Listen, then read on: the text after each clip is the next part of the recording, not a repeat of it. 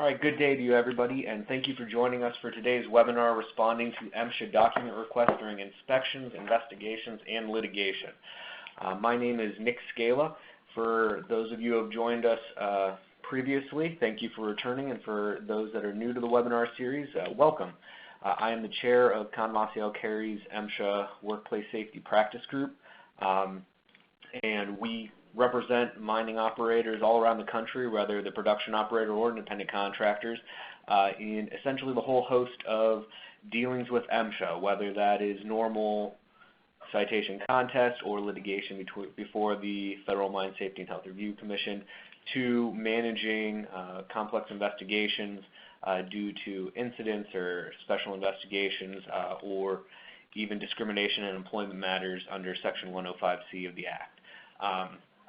So with that, we can look at a quick overview of what we're going to be talking about today. Obviously, it is going to be dealing with record-keeping requirements and document requests. And the reason those overlap is often, and as you'll see from a great deal of our discussion today, is what happens when MSHA requests information beyond those mandated record-keeping requirements.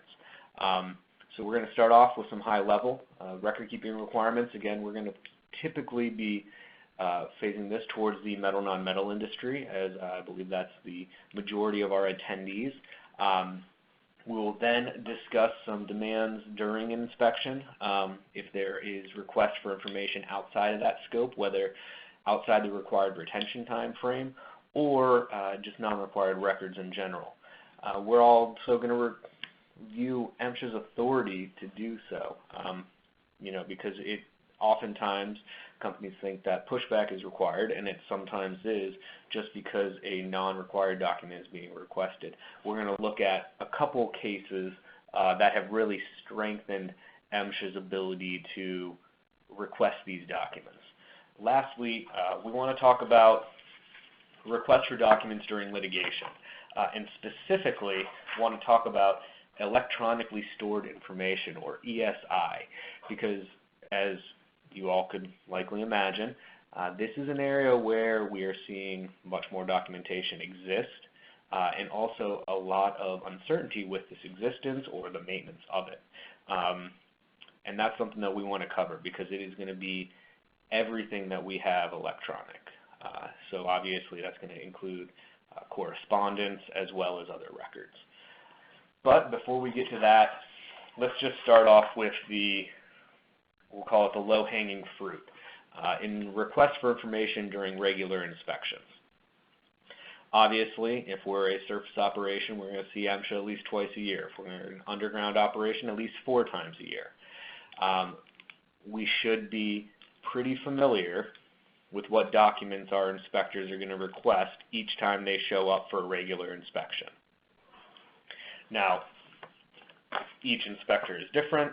Each district, each field office is different in what is typically requested, but the records that I have listed up on the screen right now are generally always going to be asked for by MSHA.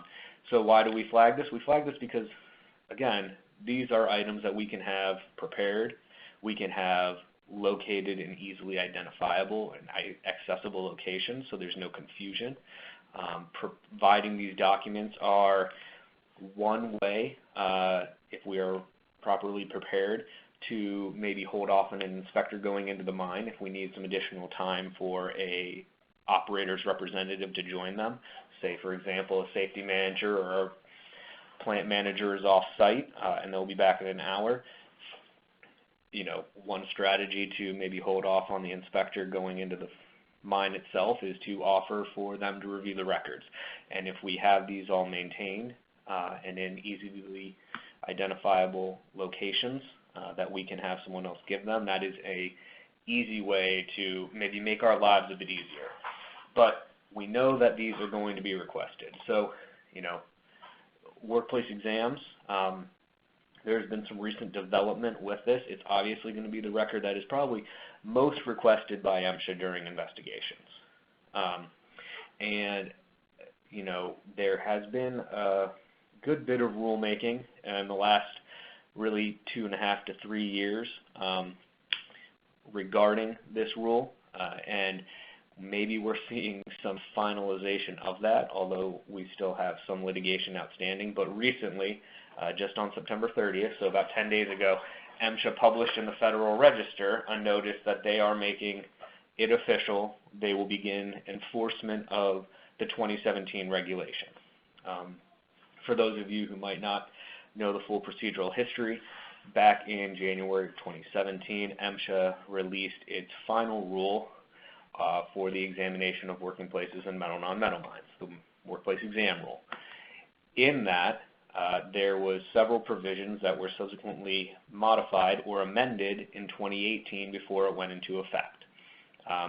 That was, MSHA changed it that the rule could be, or the exam could be done before or as miners entered a working area, and that mine operators were not required to record conditions observed that were promptly abated or corrected, meaning before miners were exposed to them.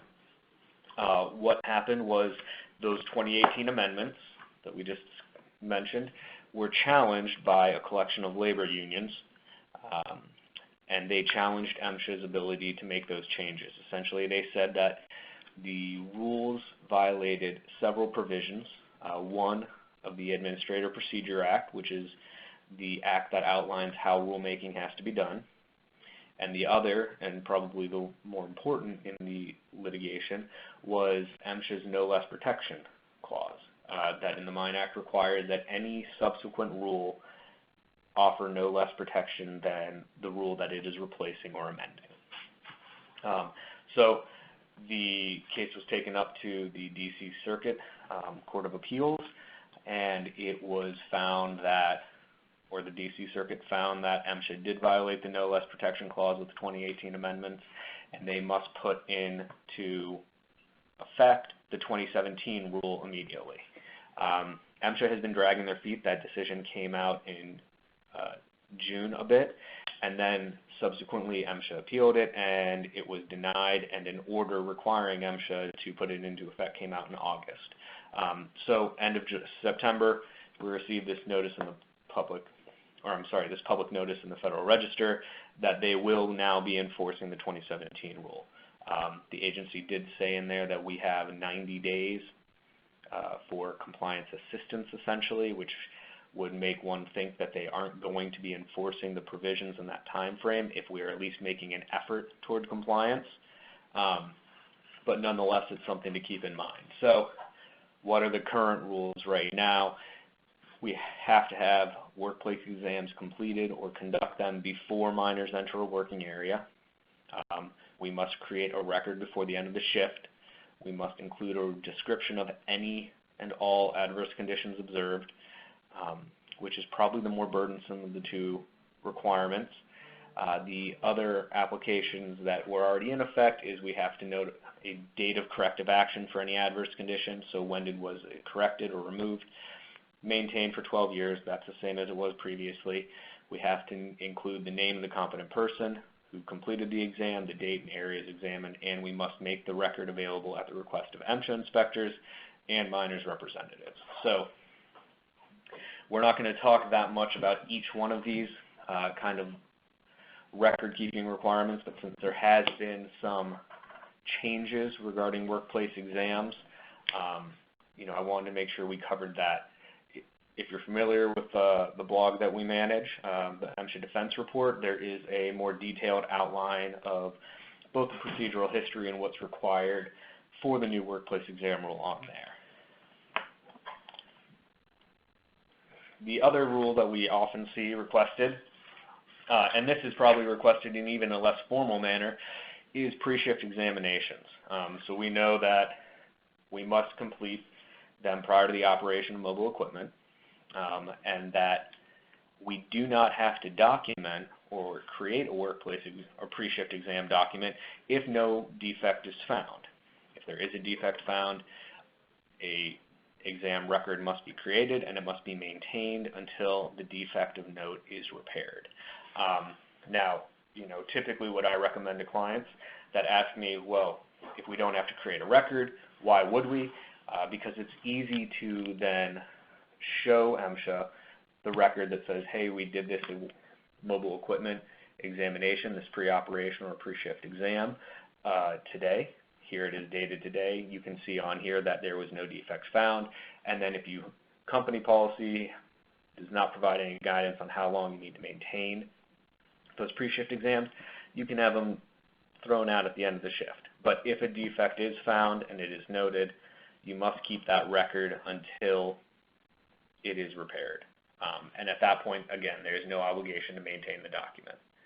If you do have company policy that requires you to maintain a pre-shift exam after a defect is corrected, I certainly would hope that we are noting on that record or in somewhere else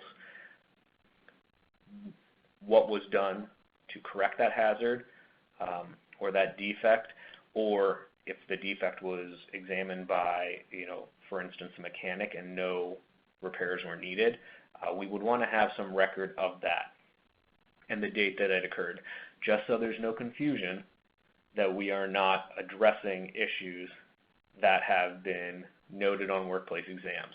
And we'll talk later on about why that is an important aspect and why that's an important thing that we have to do, because that accumulation of defects can oftentimes be something that is misinterpreted by an MSHA inspector if we don't keep record of what was done to address the concerns.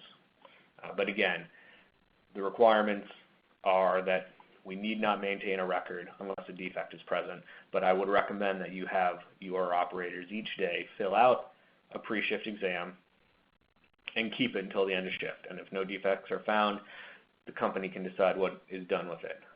But at least then you'll have a piece of paper that if MSHA comes out to provide them to show that one was done. The same operator, you need to conduct multiple pre-shift exams on the same equipment per shift on the same shift. But if you do have operators moving between machines, it's again a best practice to have each operator perform the examination. But again, that is not a specific requirement. I think that's more of a best practice. It is just a CYA practice, if you'll pardon the phrase, so that you can prove that one was done, should it be requested by the MSHA.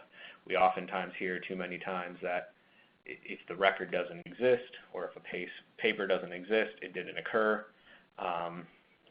So we want to be protected against that.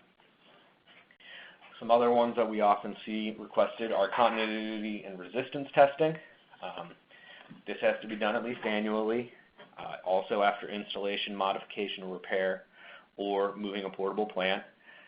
Those are separate records, I should say.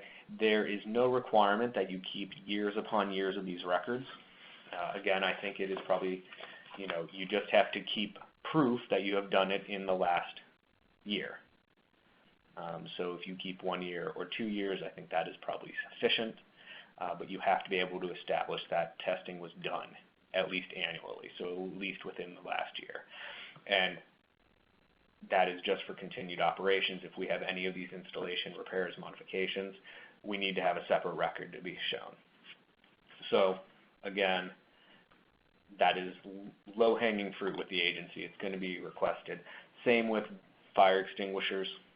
Okay, we know that there's two record-keeping requirements here. There is both the annual check of parts as well as the monthly visual inspection.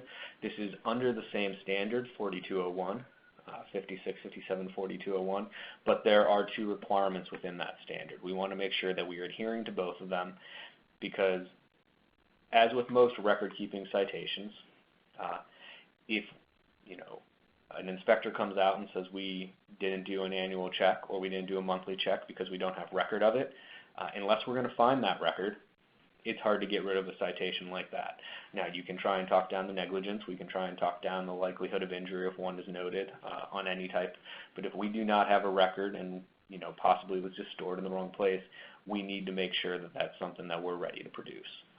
If we don't have it, it makes contesting much more difficult, and you're going to be saddled with some citations that you probably shouldn't be because, again, they're items that we know and should be expecting each time MSHA gets on site to be looked at. You got to have your first aid training for at least one person per shift, and they must be able to perform a number of different acts. Hopefully this is something that is, again, all of our persons or more than one person is prepared to address, but nonetheless we have to be able to prove we have record of at least one per shift trained accordingly, and that is 18010 regulation. The big ones that we often see too are training. Okay, training records, again, Part 46, Part 48. Everyone must have one, every contractor and every independent contractor that is a mine operator per the definitions, every production operator. And MSHA outlines specific time frames that the company has in order to provide those documents to them. So that is something to keep in mind. If MSHA is out on site and they are requesting a copy of the training plan, we have to be able to provide that by the day following the request. That is statutorily required. Copies of all training documents must be able to be produced on the same day, meaning our training records. And this one is important because, especially for contractors, we have to be able to produce these records quickly. If we cannot, the result will be a 104G for the individuals whose records cannot be located. Now, a 104G order is a withdrawal order for untrained miners, and if that is issued, the individuals will not be allowed back on the mine site until it can be proven that they have received the necessary training. So, again, it has to be provided to MSHA the day it's requested.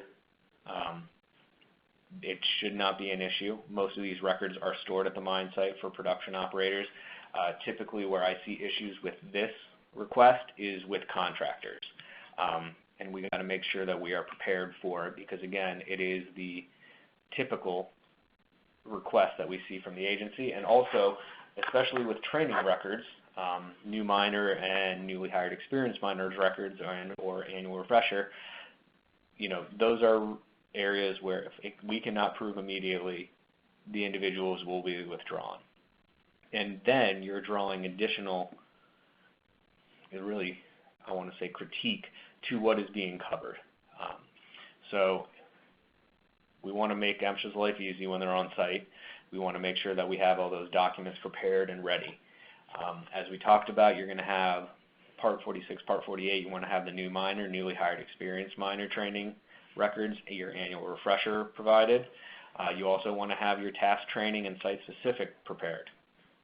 Those are areas where you are going to see the most scrutiny.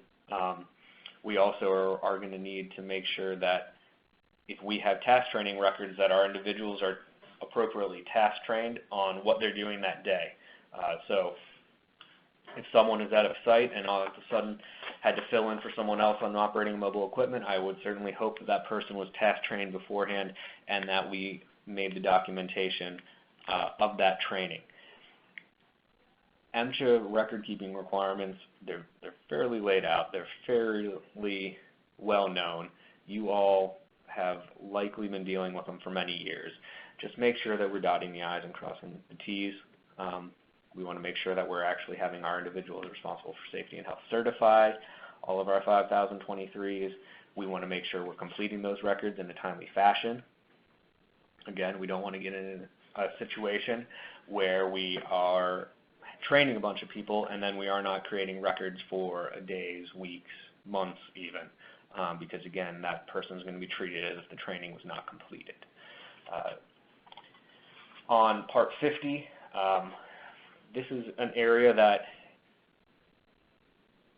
we may or may not see scrutiny during an investigation. Sometimes you have to get a Part 50 audit and really for MSHA to dig into this, but what's happening a lot lately is when we file 7001s, especially if it's a more significant injury, MSHA will send someone out to look into the injury as well as the documentation, and that can often draw additional scrutiny to prior injuries or prior reports.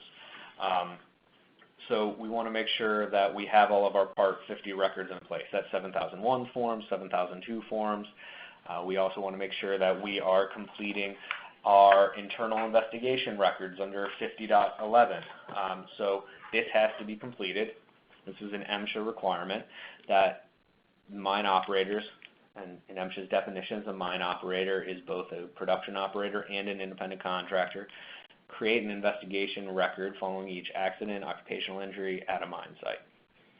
As you guys know from your definition, an accident is a very specific list of events that MSHA has defined for us in 50.2 of 30 CFR, and an occupational injury or an occupational illness is anything that results in a 7001 being submitted. You have to keep these on site for 5 years, and MSHA will look at them. As we're going to see from a discussion that we'll have in a bit regarding MSHA's legal authority on this, looking into these 50.11 reports, MSHA has great latitude to verify the information contained in them. Now, I will say that you do not need to keep a root cause analysis for your compliance with 50.11.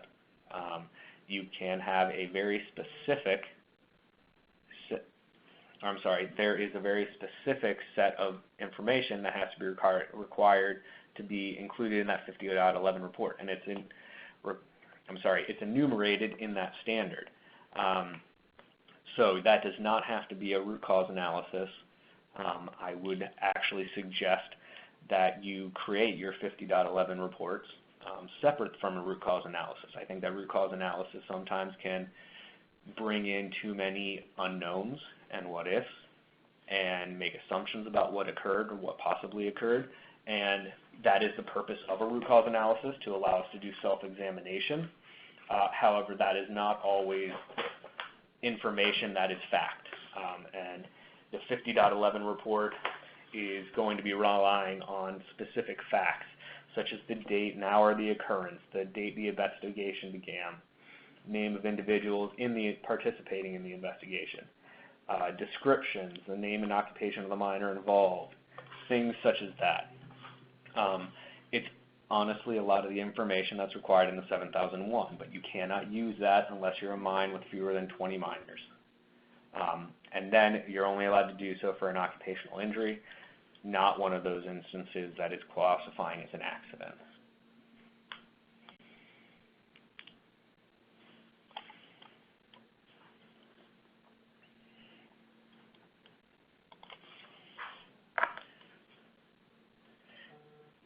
I see we did have a question come in. I just want to let the person who asked the question know that we will address it, but we're going to get to it in a little bit when we get beyond the Part 50 records. It is a training record question. In terms of reporting accidents and illnesses, again, we're just looking back at those information that is required. You know your 7001 requirements for reporting. Know that you're going to be looking at what is this an evaluation of medical treatment versus first aid, because that's going to determine whether or not it is an occupational injury. Also, kind of the catch-all for an occupational injury is, did the miner miss any time from work or their normal duties following the incident? So that day of the incident is somewhat of a grace period, that shift. But if there is time missed any point subsequent to that, because of the injury or because of the event, that is going to qualify it as an occupational injury. And that is going to mean that it has to be submitted to MSHA on a 7001. Now, a lot of times that is what people miss when we're doing these filings, because we get lost in the discussion of, are we doing medical treatment versus first aid, and that's an important analysis to make. But just remember, if any time off or time away from the normal work duties, so that can be restricted duty as well, occurs following the date of the incident, that is going to qualify as an occupational injury. The reports have to be filed within 10 working days. Just know that the working days is a fluid definition specific to the operation. So if you are operating on on 7 days a week, that's obviously going to mean your working days are not just Monday through Friday. I typically recommend that, if possible, companies adhere to 10 calendar days just to be on the safe side. So you also have to maintain these for 5 years after filing, and if there is an out of work or a return to duty of any kind, you have to file a subsequent action as well. So these are again areas where where MSHA can find small items that maybe we overlooked, but we want to make sure we try and button that up as much as possible, because they are going to be looking at these either during a Part 50 audit if they're going to come out and do something that in depth, or some inspectors look at these during normal inspections. So there was a question that came in regarding the record. What if that the record must be maintained at the mine for 5 years? And the question is, what if I'm a contractor and not at the mine for 5 years? So if you're a contractor, you need to maintain those records yourself. And if needed, you can provide them to MSHA. If you are a mine, even if a contractor injury occurs on site, you should be retaining a copy of the 7001 submitted by the contractor for 5 years. So both parties need to maintain it. The regulation requires that both parties, if a contractor gets injured, that the mine operator and the contractor submit 7001 forms. The generally accepted practice is that one party must. And if a contractor submits it, MSHA will accept that the mine operator didn't submit it and not issue any citations. But if you are a mine operator and you're relying on a contractor to submit the 7001, I highly recommend that you require them contractor provides you a copy of the 7001 and you maintain that in your records. If a contractor, for any reason, is refusing to file a 7001, the mine operator needs to file that, or else a citation can be issued against one or both parties. But this is something that, typically, again, MSHA will accept that the contractor files when it's a contractor injury and not require the mine to file as well. But the regulations state that both parties really should be filing. And what happens is when both parties file and it's a contractor injury, typically, based on my discussions with the record-keeping office out in Denver, they just get rid of the mine operator's 7001 and attribute it to the contractor. That's, again, why they don't really put up too much fuss when the contractor is filing. But if for any instance the contractor doesn't file, the mine operator has to. So I hope that answered your question. Probably the most frustrating citations that I see come across my desk or close to it, again, are going to be quarterly reports. A Part 50 record, but citations get issued all the time. That report must be filed for the hours worked at metal and non-metal.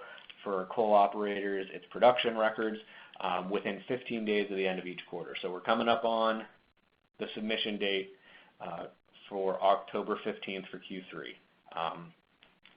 If you submit it on the 16th, I've seen citations issued. If you submit it 3 months later, I've seen the same citation issued. Now, this should be a no likelihood of injury, no lost work days, non-SNS citation. The negligence can be, I've seen them at high and I've seen them at low or no negligence. If you have multiple quarters that you're missed or it is a pattern, you're likely going to be racking up some higher negligence, but nonetheless, this is a paperwork violation, so if we're receiving them or we ever do receive one, let's make sure we look at what the likelihood of injury is and the injury that is anticipated, because those should both be none.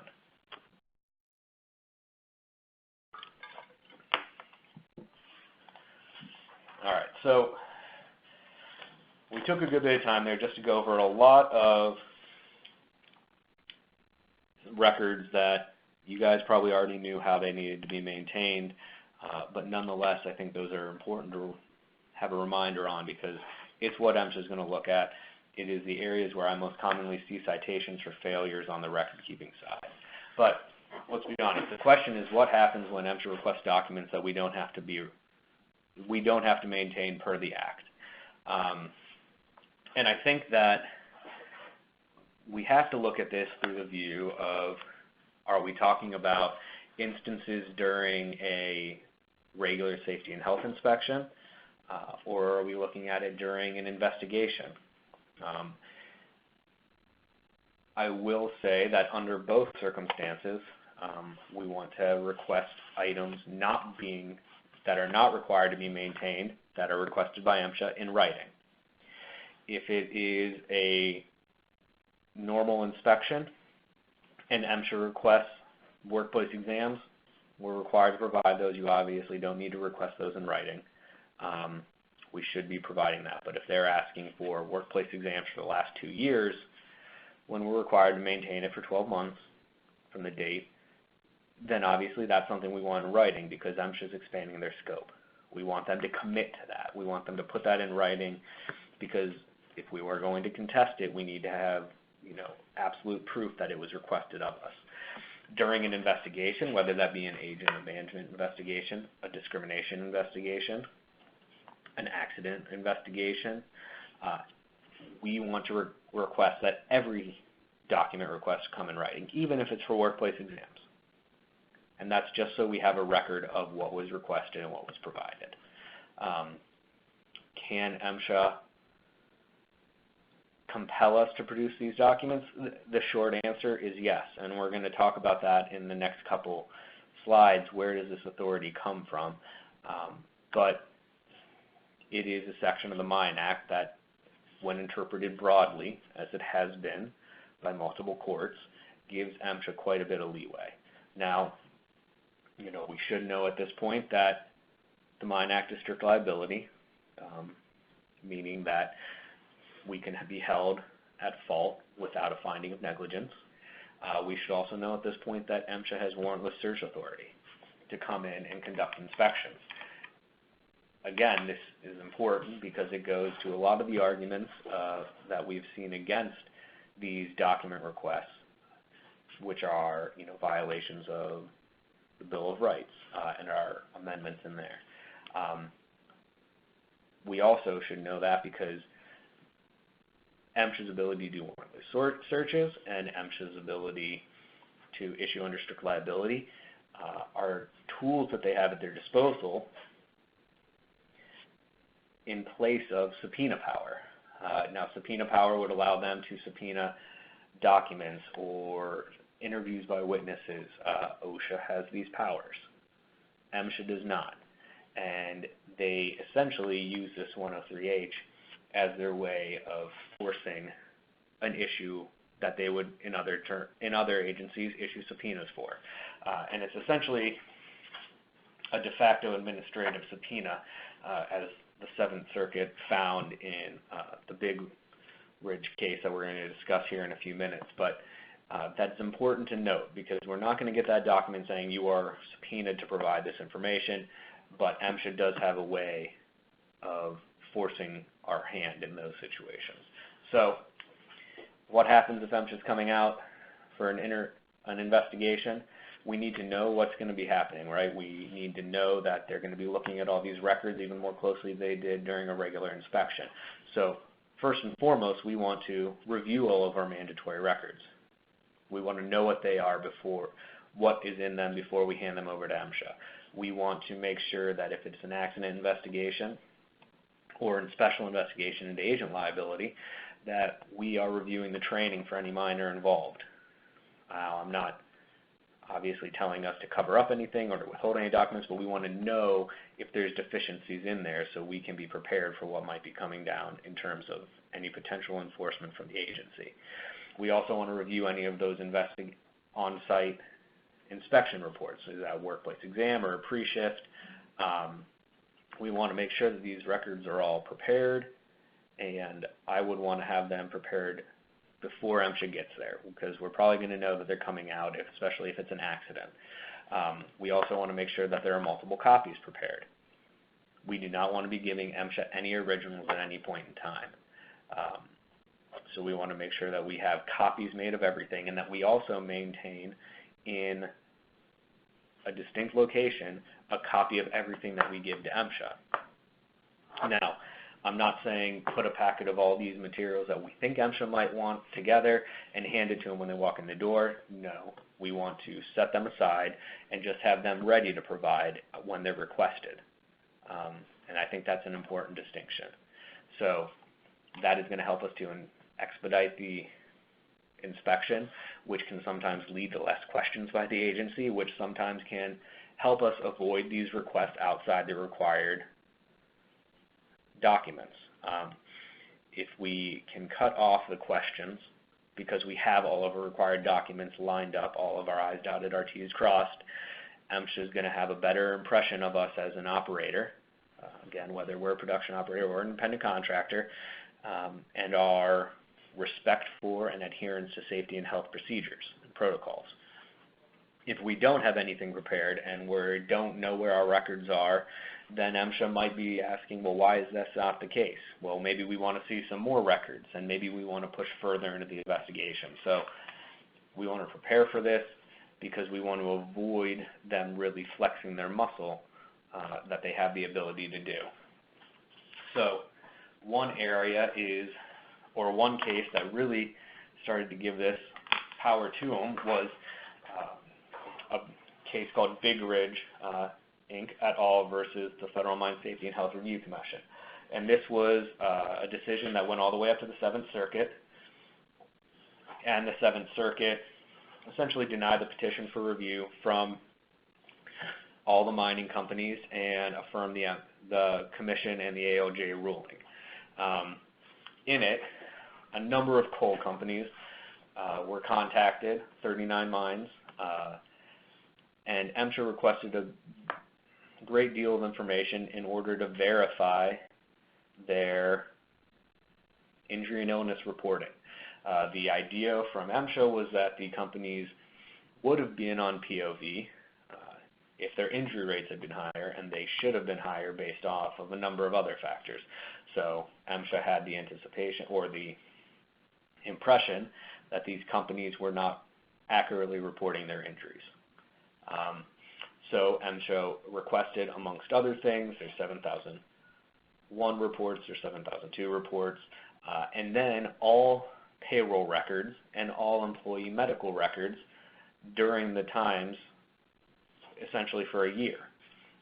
The companies pushed back on this, saying that it was an overly broad request, it was burdensome, and they were exceeding MSHA's authority on a number of fronts. What happened is MSHA has a regulation, it's section 50.41, and it allows them to review and request any information that they find relevant and necessary to verify the reports of 50.11. So I told you earlier that that accident injury report that's required, that was going to come back and be a part of this discussion, and it's because there is this 50.41, or section 50.41 of the MSHA regulations, which allows them to request any information needed to verify. And that is what MSHA said that the companies were violating by refusing to give the payroll records and employee medical records. Now, interestingly enough, as it went through the appeal process, several minor organizations, so unions, joined Big Ridge in filing briefs in support of their position because of the privacy concerns of employee medical records. It has been decided by some courts that MSHA is a health agency for the purposes of circumventing HIPAA requirements and protections. So it kind of put them in a bad place. Now what happened is MSHA went out and issued a 104A citation for violation of this 50.41, the verification standard. They said, give us the information we want in 15 minutes, knowing full well that the companies weren't going to do it. When that 15 minutes hit, and that's what they put into their abatement time frame, they issued 104B orders for failure to abate. Now, these failure to abate orders were issued, and then MSHA began to issue daily penalties. Also, what happened is failure to abate orders are withdrawal orders, so it shut down the mining operations, essentially. I think in the case of Big Ridge, they didn't actually shut down the operations, that started assessing daily penalties. In essentially what happened in the challenges was that MSHA found the requests were reasonable because they needed to verify, and the agency was giving them a great deal of deference, and they looked to Section 103H when offering this deference.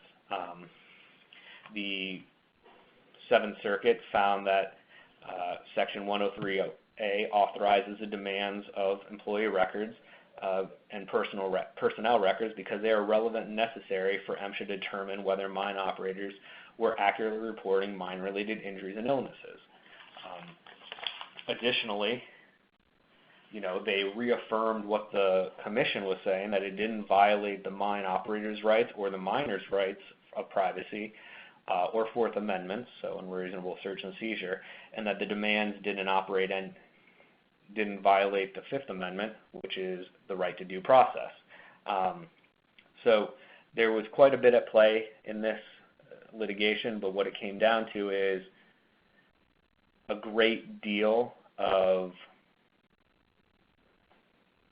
power was given to MSHA or affirmed in MSHA under this 103H.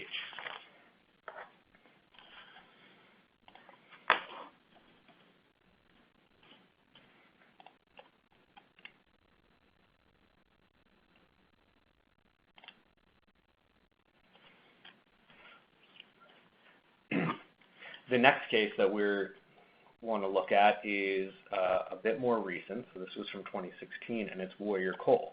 And they build off of each other. A lot of the legal decisions in Warrior Coal by the Commission refer back to that Big Ridge case.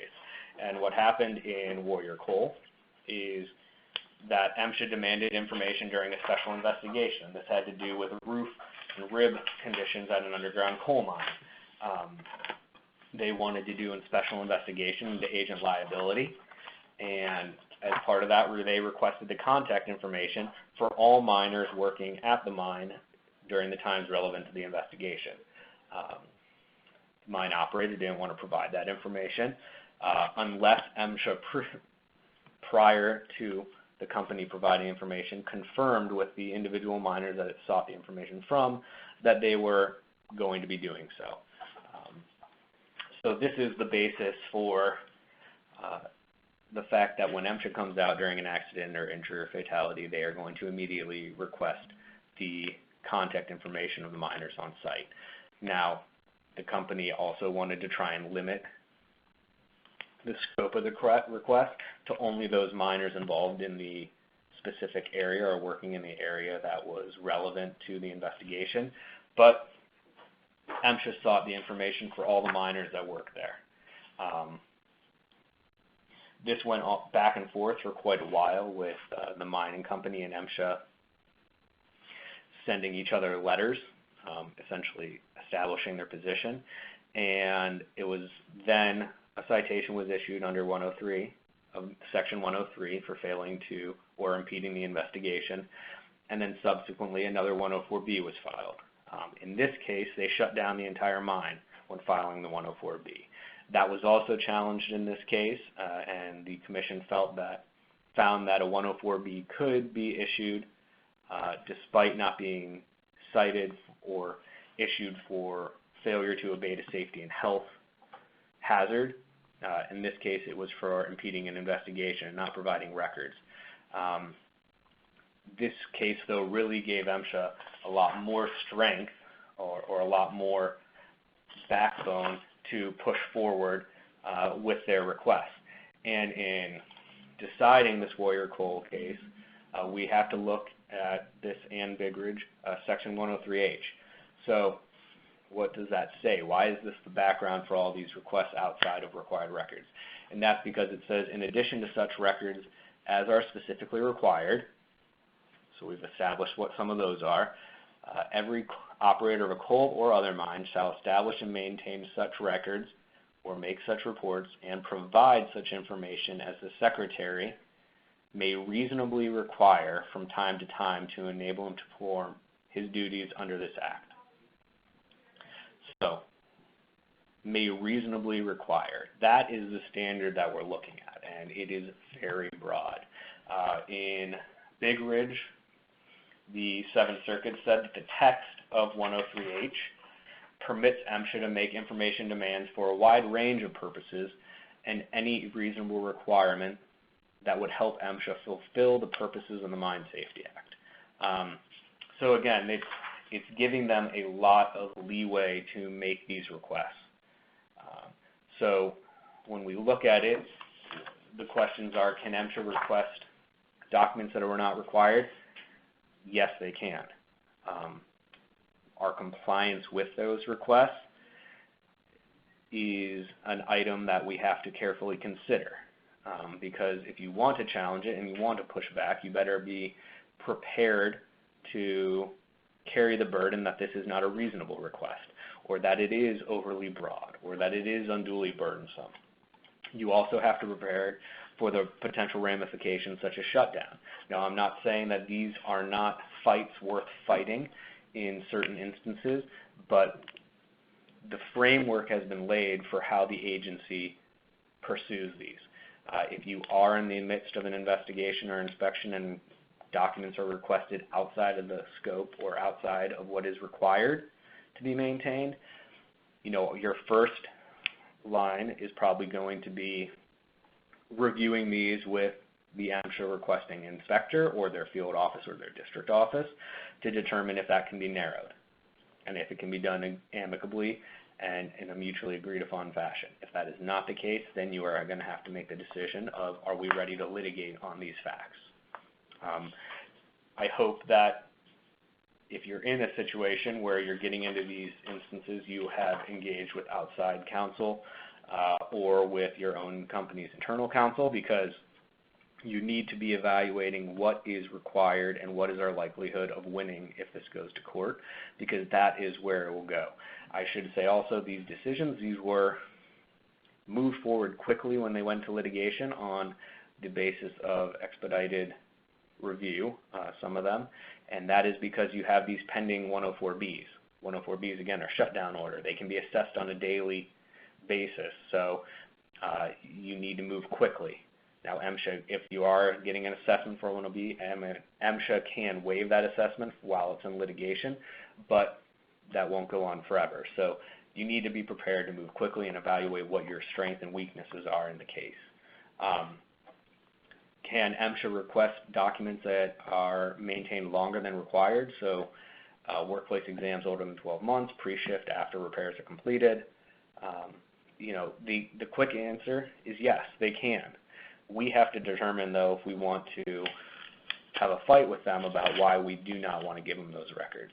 Now, that's why I said we need to both know what the requirements for maintaining them for record purposes are, for MSHA purposes, and also what our internal company policies are. And if we don't have company policies on how long we have to maintain a record, we want to look at it for each one of those required records, because we don't want to have a drawer where all of our pre-shift exams for the last 3 years are sitting. Because if MSHA finds them, we're going to have a really hard time arguing that they shouldn't get those, especially if they're found in the process of an investigation. And MSHA can use these records, either not required records or records maintained over their required time frame, as the basis for issuing new citations, or as the basis for elevating the negligence or severity of citations that they're issuing for current issues. So that is something that we want to look at and we want to be prepared to make a decision on, but the best way to make that decision is to not have to make it, and that is to know what our record-keeping requirements are, know what our company policies are, and then maintain in that fashion. We talked about your internal investigations. Another way to protect these required or non-required records are to work with counsel. This is especially true if we're having an accident and we're doing an internal investigation, or if there has been some kind of allegations of discrimination. Now, your internal accident reports will likely be discoverable by MSHA in litigation, as we'll talk about here in a couple minutes, even if you don't give them over in the informal process. These can be done at the direction of counsel, but that has to actually be you contacting an attorney, such as myself, and saying, we just had this accident. And in that case, I would likely tell you to conduct an accident investigation and report that back to me. Now, this can't be your normal business practice. It needs to be something a bit different. Privilege is not absolute, so there are varying degrees of it and how strong we can make that. And if you are working with an attorney, they should be able to cover those with you so that you can put your best foot forward in protecting that document. Because that is one way we can successfully argue that the MSHA should not get a record that isn't required to be maintained, and that's if it's done subject to privilege. In the event that we are not going to have a record subject to privilege and we're doing an internal report, as much as we can, we want to avoid jumping to conclusions. We want to avoid making assumptions as much as possible. We also want to make sure if we are publishing anything, we want to make sure it is a final product that is going to, be something that we are willing to have the investigation or the agency look at. It's not just that final report, though. MSHA, if it's not done under privilege, can get access to notes, photos, anything associated with that report. This also goes to written recollections by employees. We want to make sure that those, if they're done and not taken by an attorney, that those recollections are, we have to be prepared for them to get turned over. Materials generated by counsel or at the direction of counsel, those can be, again, as I said, we can slap a privilege log on them, but that can be challenged by the agency. But typically it's done once we get to the litigation. So speaking of litigation, I said that we were going to talk about electronically stored information. And I bring this up because when we're going through contests, these are another area that we've moved past the request by MSHA under Section 103.8. We're now dealing with probably solicitors, attorneys, and getting requests for the production of documents. In doing so, we have an obligation to turn over anything that is non-privileged, that is responsive to their requests. When we are going through this document request in discovery, I would say that some best practices and suggestions would be that you want to have an individual as your point person to communicate with counsel. As much as possible, you want to be able to funnel that. You don't want to have 15 people responding with different items. Because what should be happening is you should be getting a list of what is required to be, or what is being requested, and then you need to vet all of that. It should be someone who's familiar with the company as well as the investigation. You need to be very forthright with your attorney at this point in time. Do not withhold documents that you think might hurt yourself. You cannot do that. And that includes your ESI. So this is a rapidly expanding area of discovery, but it's going to include videos, it's going to include photographs, emails, text messages. Text messages are probably one of the most concerning and frustrating parts of discovery at this point in time in the litigation process, because it doesn't matter if it's personal phone or it's a company-provided phone. If you are texting with individuals about the events of an accident or an investigation or a discrimination claim, that is discoverable. And I know that it's hard to keep people from texting at this point in time, but if anything occurs that we think might result in litigation, we need to try and reduce texting to those as limited as possible. Make email is a lot easier to search. It's a lot less invasive because it's probably a company email and we're not searching through people's phones.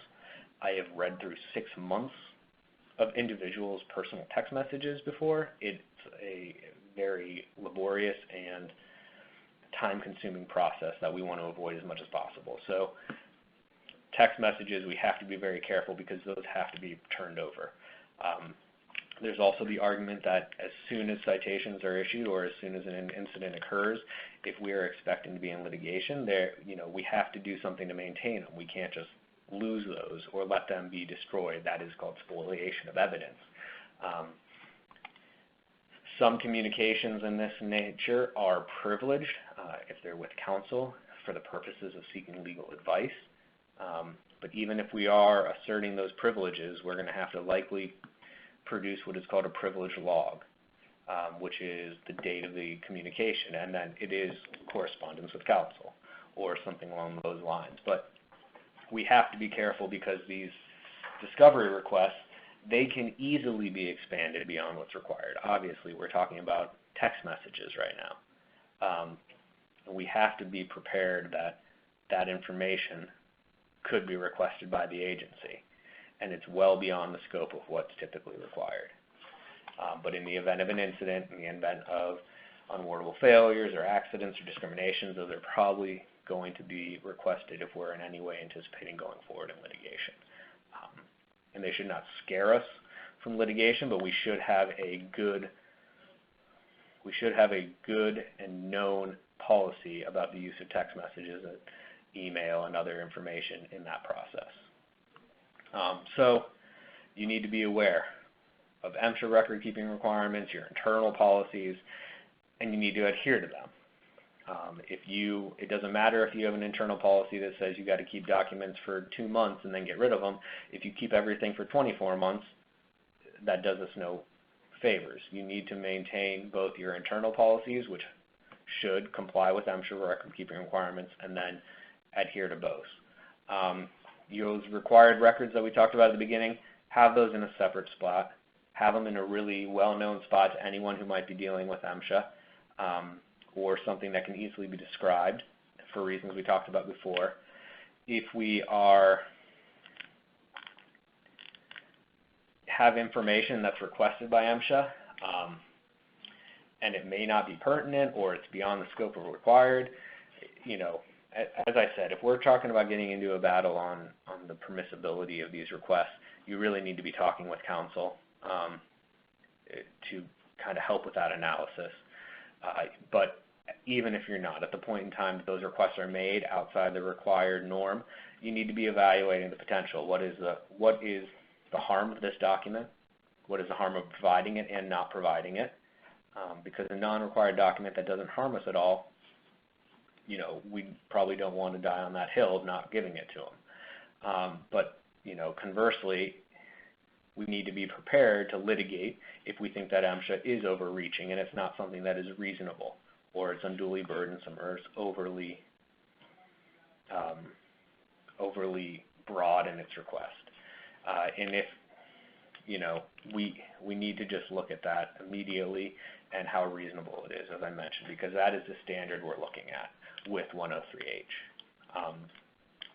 So I know that was a lot of information to cover in the last hour. I try not to extend these longer than the hour that I've set them for.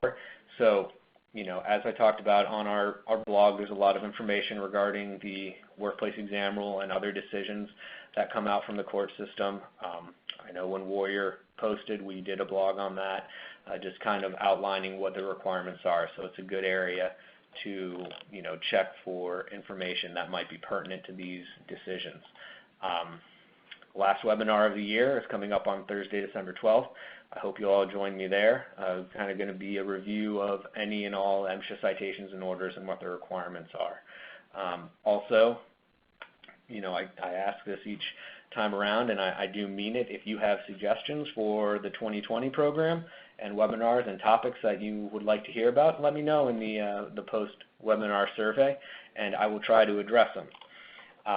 I welcome you guys to send any questions you might have left into the chat function. I know we do have one question that I will cover here in a moment, but if anyone else has a question, I welcome you to send it right now in the chat or to contact me by phone, by email. I'm always happy to discuss anything with you and to be a resource. So with that, I'm going to jump into our one remaining question, and then we'll answer anything else that comes in, and if there's nothing else, we'll let everyone off for the day. So the question, though, that is outstanding is, what if you do not have new hire training on longer-term employees? What should be done? Do you have annual refresher documents? So, we should, I guess the question is, how much longer-term employees? If these are employees that were coming from other facilities, we should have newly hired experienced minor training on them. And hopefully those employees are requesting from their prior employers their new minor documents, if that's where they're coming from. But if it's someone who had training at another company, we would be doing, obviously, our newly hired experienced minor training, and we need to maintain that record in addition to our annual refresher documents. If the person has been such a long-term employee that, at this point they predate MSHA, which is going all the way back to the 70s, we should have some training for them from when those requirements came out. We should also have their annual refresher. That is a must. I guess, I'm trying to see an situation where we wouldn't have the new hire training, because if they're an experienced minor and they come on site, we do have to provide them that new minor training, because there are site-specific requirements in there. So I hope that gave some guidance. It might not be their new minor training, but anyone that comes on to our company, we should be giving at least newly hired experienced minor training to, in addition to their annual refresher. So with that, it does not look like we've had any other questions come in. I want to thank you all for joining me this afternoon. If anyone has anything that comes up after the fact, as I said, always feel free to reach out to me. Appreciate you spending some time with me today. Thank you.